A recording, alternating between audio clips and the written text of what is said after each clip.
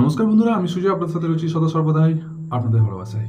বন্ধুরা, আজ নিয়ে চলে এসেছি একটা দুর্দান্ত মোটিভেশনাল স্টোরি, যেটা শুনলে আপনাদের জীবনে চলার পথে পাতায় উঠবে এবং অনেক কিছু শিখতে পারবেন। বন্ধুরা, কি হয়, আমরা না কম বয়সে যখন আমরা অনেক কিছু অর্জন করে নিই, সাকসেস, টাকা পয়সা, ধন দৌলত, অনেক কিছু, কি হয়, আমরা সেই সময় আমরা মনে করি, অনেক ক্ষেত্রেই প্রযোজ্য এটা, যে আমরা মনে করি যে আমরা অনেক কিছু জেনে গেছি, অনেক কিছু শিখে গেছি, আমাদের হয়তো আর কিছু জানার দরকার নেই। ঠিক তেমনই একটা জায়গায়, এটা কোনো একটা রাজার রাজত্বে একজন খুব কম বয়সে সে অনেক শিক্ষিত হয়েছিল এবং দুর্দান্ত একটা জ্ঞানী পণ্ডিত হয়ে উঠেছিল। সে পড়াশোনায় এতই মেধাবী ছিল, সে খুব নলেজেবল এবং ট্যালেন্টেড পার্সন ছিল খুব কম বয়সে। তখন সেই রাজ্যের রাজা ভাবলেন যে কেননা আমি একে আমার রাজ্যের মন্ত্রী বানাই। তাই রাজার পরামর্শে তাকে মন্ত্রী বানানো হলো। এবং সেই জ্ঞানী ব্যক্তিটি একসময় কোনো কাজে তিনি কোথাও গিয়েছিলেন এবং সেখানে গিয়ে দেখলেন একটা বুদ্ধ মঠ। সেই বুদ্ধ মঠে তিনি গেলেন মঙ্কদের কাছে, এবং সেখানে গিয়ে তিনি বললেন, আমি কি করে সেই রাজ্যটাকে আমি আরো কিভাবে খুব সুন্দরভাবে পরিচালনা করতে পারি, যাতে করে প্রজারা খুব খুশি থাকে, সুখী হয়। তো মঙ্ক বললেন যে হ্যাঁ, তুমি এর জন্য একটাই কাজ করবে, যে তুমি লোকেদের কথা শুনবে। ওকে, এটা তো আমি জানি যে আমাকে শুনতে হবে লোকেদের কথা। তো বলো আর কি? বলো না, ব্যাস এইটুকুই, প্রজাদের কথা তুমি শুনবে।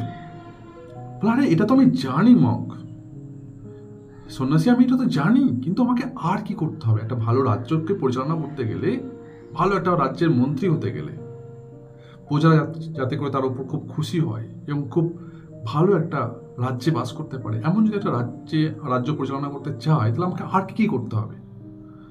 তো সেই মঙ্ক বললেন, সন্ন্যাসী বললেন, হ্যাঁ, এর জন্য বলে দিয়েছি, একটাই যথেষ্ট, এইটুকুই করো তুমি, যে তুমি লোকের কথা শোনো আর শোনো, ব্যাস। তৎক্ষণাৎ সেই ব্যক্তিটি খুব রেগে গেলেন। আরে মশাই, আমি তো বলছি হ্যাঁ, এটা তো আমাকে করতে হবে, কিন্তু আর কি করতে হবে আমাকে? তিনি বললেন এইটুকুই করতে হবে। যখন রেগে গিয়ে বললেন, আমি এই রাজ্যের মন্ত্রী, আমি জানেন আপনাকে আমি কি করতে পারি? আপনাকে আমি আপনার কাছে পরামর্শ চাইতে এসেছি আর সালাহ চাইতে এসেছি, আর আপনি আমাকে জাস্ট লোকের কথা শুনতে হবে বলে আমাকে পরামর্শ দিচ্ছেন, যেটা আমি জানি অলরেডি। আর কি করতে হবে? আপনি কোনো পরামর্শ দিচ্ছেন না, আপনি আমাকে অপমান করছেন, তাই আপনার শাস্তি পাওয়া অবশ্যই দরকার। তো খুব রেগে গেলেন। সেই সময় মঙ্ক বললেন যে ঠিক আছে, একে সেবা পানের ব্যবস্থা করো।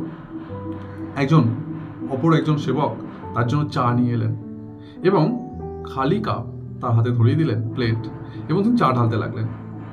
চা ঢালতে ঢালতে যখন সে পরিপূর্ণ হয়ে গেল, তবু সে ঢালা ছাড়লেন না, তবু ঢালতে থাকলেন।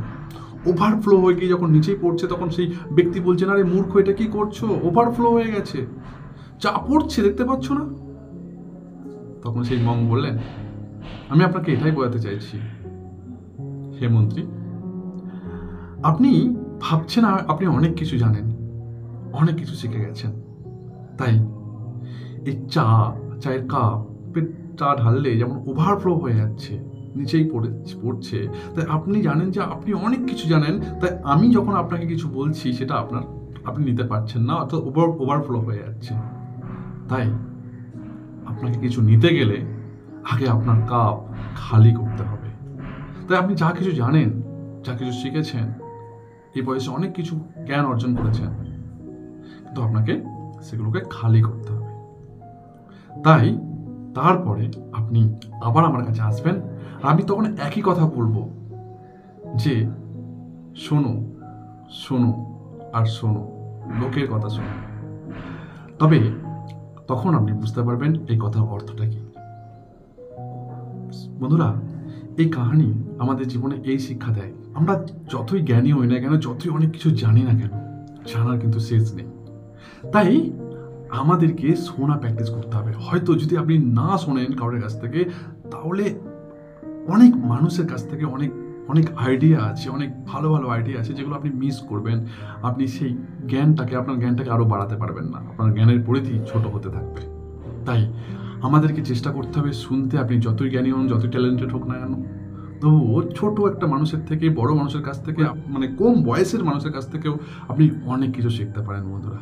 হ্যাঁ, শিখতে থাকুন, আর শিখতে গেলে আপনাকে শুনতে হবে, তাই শুনতে থাকুন, শুনতে থাকুন আর শুনতে থাকুন। ভিডিও কেমন লাগলো, আর যদি ভিডিওটি, এই গল্পটি পছন্দ হয়, তাহলে আপনি আপনার কমেন্ট বক্সে অবশ্যই কমেন্ট করে জানান আপনার মতামত। তো ভালো থাকবেন, সুস্থ থাকবেন, সদা সর্বদাই নিজের খেয়াল রাখবেন, আর সাথে থাকুন, সঙ্গে থাকুন। জয় হিন্দ, জয় ভারত। দেখা হবে আবার অন্য কোনো ভিডিওতে।